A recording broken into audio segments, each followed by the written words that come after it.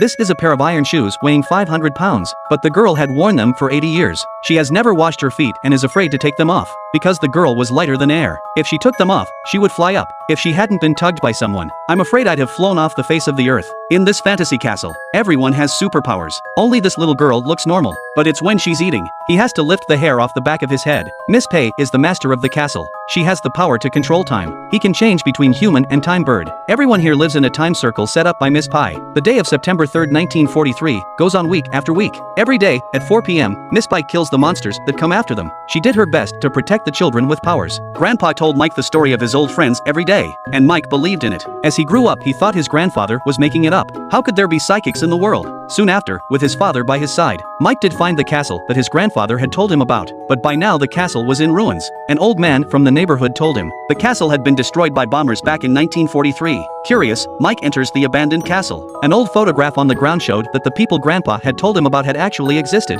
Then a white figure suddenly appeared in front of him. Mike was terrified and turned to run. He tripped and fell and fainted. When he woke up again, he found a few people standing not far away, and Mike knew them all. They were the same people that Grandpa had told him about. They were the characters from the story. Mike was so excited. He finally believed in the existence of the fantasy castle. Then Mike followed them through a mysterious cave. Back in 1943, the castle was still very beautiful at this time, and Miss Pei appeared at the door to greet him on time. She knew of Mike's existence, because Mike's grandfather had been a member of the Castle of Wonder. Miss Pei gave Mike a tour of the castle. Mike got to see for himself what these kids can do. He had a great day here too. After dinner, Miss Pei decided to show Mike how to turn back time. She set up the clock. He instructed the children to put on their gas masks. Then everyone looked up at the dark sky. Just then a million bombers. The group of children put on their gas masks and looked neatly into the darkening sky. Just then countless German bombers roared past. Then a shell with a special symbol was dropped, just 6.66 meters from the ground. Miss Pei pressed the pocket watch in her hand, and then an incredible sight happened. A bomb and all the raindrops around it came to a standstill. It was frozen in mid-air. What's even more amazing is that,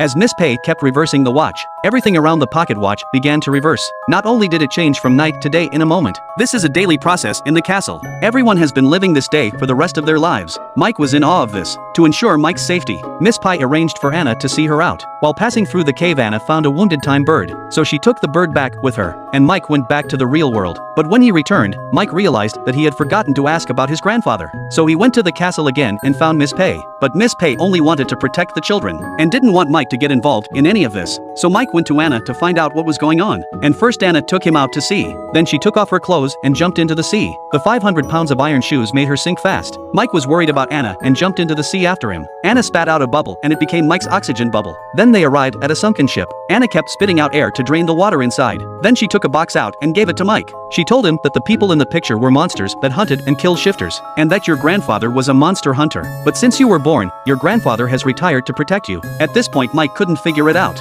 He's just a normal person. He doesn't have to protect himself. Anna said that only psychics can come to the Castle of Wonder. If you can come here, you must have powers. To help Mike find out about his powers. So Anna took him to the beach. At that moment, Miss Pei was holding a bow and arrow, as if she was waiting for something. Suddenly a huge monster came up from the sea. Because the monster was transparent, Miss Pei was only able to kill the monster with her control of time. Unlike Mike, he could actually see the creature. So his power, like his grandfather's, is the ability to see monsters with his eyes. When it became clear that she couldn't hide it anymore, Miss Pei decided to tell Mike the truth. This group of people, in order to gain eternal life, they are about to transform a bird of time. The ceremony begins. Each of them had their blast helmets on. Then Paul pulled the switch. The next thing you know, there's white smoke coming out of your head. This isn't refining a time bird. This is clearly a way of refining themselves. Not surprisingly, their experiment had failed. Not only did they fail to gain immortality, but their fingers grew longer and their eyes disappeared. In no time they were transparent monsters. Later, the monsters discovered that if they ate the eyes of an alien, they could temporarily regain their human form. So they hunted them everywhere. Just then the time bird Anna had brought back woke up.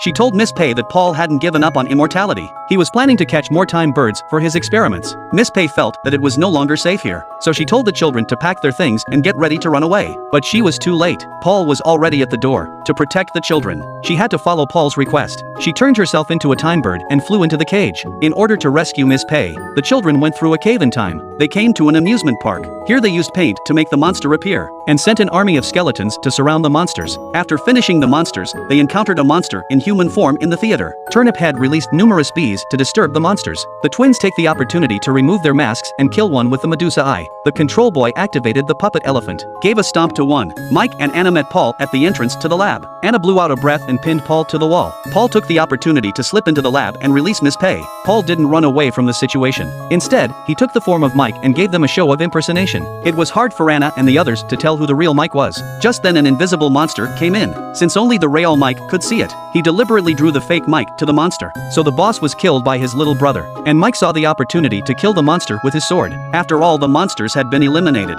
the aliens finally stop hiding. At the end of the film, Mike does not return to the real world. Instead, he finds Anna's world. The two of them live a happy life without shame. If you had the chance to gain superpowers, what kind of superpower would you most want?